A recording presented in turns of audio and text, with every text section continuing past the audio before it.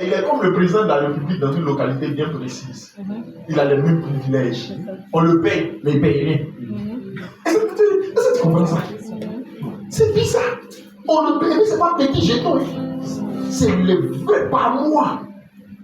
La dernière fois, j'ai vu, comment on appelle ça, une intervention d'un honorable à Salé Tchouboukou qui définissait clairement le salaire du député ivoirien. Les députés ivoiriens, on leur donne 3 millions par mois. Hein? Tu comprends ça, non? Mon chef, vous êtes politique, hein? Vous êtes devenu député. 3 millions par mois. Et il a, comment on appelle ça, avec son étiquette là, de parlementaire, la possibilité d'avoir une certaine catégorie de voitures. C'est-à-dire qu'il a des privilèges partout. Quand il arrive, monsieur l'honorable, il paye rien, mais il a 3 millions. Ça, c'est pour eux qu'on connaît. C'est eux-mêmes qui ont dit ça. Maintenant, salaire des députés. Pardon, qu'est-ce que je raconte? Salaire des préfets. C'est un gros salaire. Et parce que le préfet, il est le représentant du président de la République dans nos localités. Ils sont un peu comme les ambassadeurs dans les pays. L'ambassadeur de la Côte d'Ivoire en Mauritanie, il ne paye rien là-bas. C'est la Côte d'Ivoire qui prend tout en charge. Il va dans les supermarchés, il va dans les grandes places, il fait avec ses enfants. Ils ont des passeports diplomatiques, ils vont partout dans l'arrière de Côte d'Ivoire. Pourquoi? Parce qu'on l'envoie. Ce qu'on envoie, ils ont pris des dépaysements. Ils ont pris de nuisances sonores. Pourquoi ils ont entendu ça? On le paye tout ça. Pardon, parce que tu as entendu. Pardon, on te paye. Il faut nous excuser. S'il y a une machine qui t'embrouille, par exemple, ils ont coupé le courant dans le secteur là. Même coupure de courant, on le dédommage pour ça. Tous ces dédommagements qu'on lui a donné là, quand l'agent est dans sa main, il paye rien. C'est-à-dire que ce qu'il veut acheter là, il s'en va, il prend, mais on lui a donné l'argent. Mais l'argent qu'on lui a donné là, il fait rien. Tout ce qu'il fait, il partage aux gens. Vous comprenez? Quand on dit, monsieur, comment on appelle ça? Monsieur le préfet est parrain d'une cérémonie, c'est là-bas que son argent sort. Parce que là, c'est pas le gouvernement qui l'envoie. Souvent même là, comme il a autorité sur la localité, les finances, c'est-à-dire eux-mêmes là, eux-mêmes, les préfets, sous-préfets, tout cela, les entreprises de la localité, la chefferie, toutes les associations là, viennent leur faire allégeance en leur apportant des présents. Pour qu'ils soient dans le cœur du préfet. Tu t'imagines un bouvier qui lui envoie 3 bœufs, 3 gros bœufs. Ça, c'est un bouvier. Pour que mes bœufs là soient épanouis dans ta localité, tu es le chef de la terre. C'est toi qui as l'autorité sur la terre. Si tu as pris décret qu'aujourd'hui, nous, les bouviers, on va plus exercer notre activité, ça sera respecté. Pour ne pas que tu fasses ça là, on te donne 3 bœufs. Dis, Seigneur, me voici, envoie-moi. Seigneur, me voici, envoie-moi. Tu vois ça? Et puis les bœufs qu'il envoie au préfet, il connaît. Il fait le meilleur de ses choix.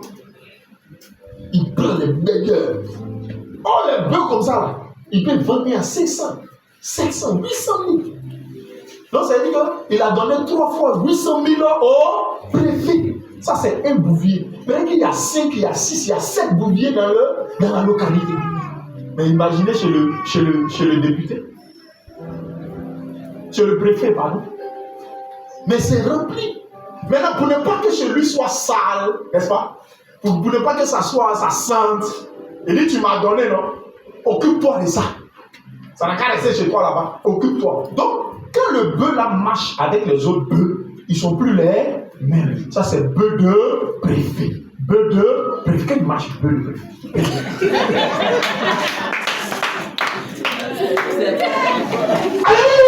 Yeah. Pourquoi? Parce qu'on l'a envoyé. Amen.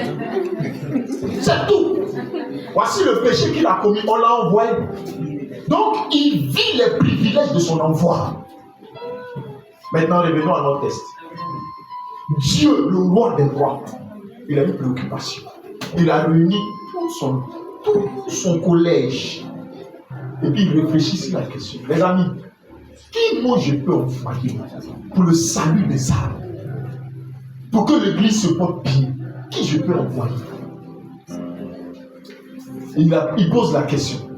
Et cette question-là, c'est chacun qui doit répondre à cette question. Comme Esaïe a été prompt à répondre. Il dit, Seigneur, me voici, envoie-moi. Moi, ma vie est quoi? Ma vie là, c'est quoi? Pour que toi tu aies une préoccupation, et puis moi je sois là, et puis il ne répond pas à la préoccupation. Seigneur, si ma personne te plaît, s'il te plaît, envoie-moi. Alléluia. Et le Seigneur est dans la joie. Il est heureux de savoir que sa préoccupation a une réponse. Alléluia. Amen. Donc, quand Esaïe répond à l'appel de Dieu, automatiquement, qu'est-ce qui se passe? Les anges de Dieu se mettent à la disposition de Esaïe. Alléluia. Amen. Ne perds pas du regard tout ce qu'on a cité pour les préfets, les ministres, présidents de la République. Ne perds pas ça de vue. Ça, c'est pour les hommes. Mais il faut multiplier ça par 2, par 3, par 4, par 5, souvent par 10. Parce qu'il est le roi des rois. Personne ne va en mission en son nom pour que son nom se gâte. Vous comprenez ça? Amen. Personne ne se lève en son nom pour que son nom soit dans la boue, pour que son nom soit dans la poussière, pour que son nom soit dans la honte. Si c'est en son nom et en son vrai nom dans lequel il est impliqué, comme dans la mission d'Esaïe, sois sûr qu'il se lèvera. Alléluia. Amen. À qui Dieu adresse cet appel? Il adresse à tout le monde. Il adresse à toi, il adresse à moi, il adresse à nous tous. Il n'a pas adressé ça au pasteur. Il n'a pas, non, tu as dit non, Esaïe est prophète. Comme c'est un prophète, après ça, il a répondu, moi, je ne suis pas prophète, je suis chrétien. Non, il n'a pas répondu en tant que prophète. Il a répondu en tant qu'individu. Il a répondu en tant qu'une personne qui aime Dieu. Alléluia. Amen.